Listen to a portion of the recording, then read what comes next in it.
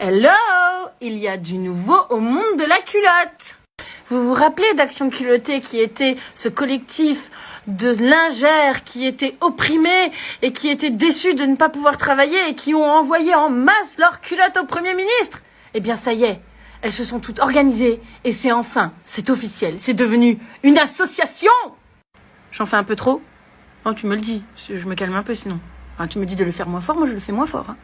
Alors tu vas me dire, oui bon, des vendeuses de slip qui se regroupent entre elles pour parler de chiffon et de soutien-gorge, moi en quoi ça me concerne?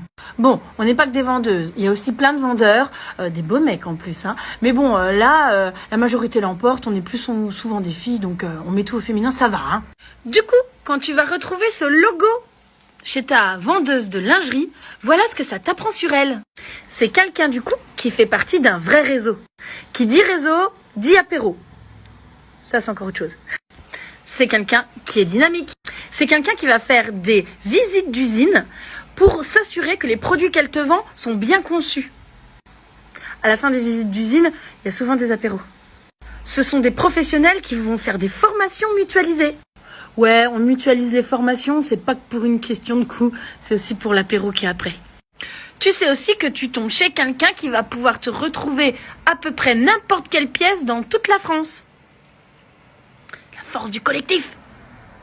Genre, si ton chien a mangé la petite culotte de ton ensemble préféré, mais que ta détaillante n'a plus, elle trouvera sûrement ça chez ses copines. Et qui dit copine, dit apéro. Du coup, quand tu tombes chez une détaillante Action Culottée, si t'as envie, tu peux lui offrir un paquet de curly.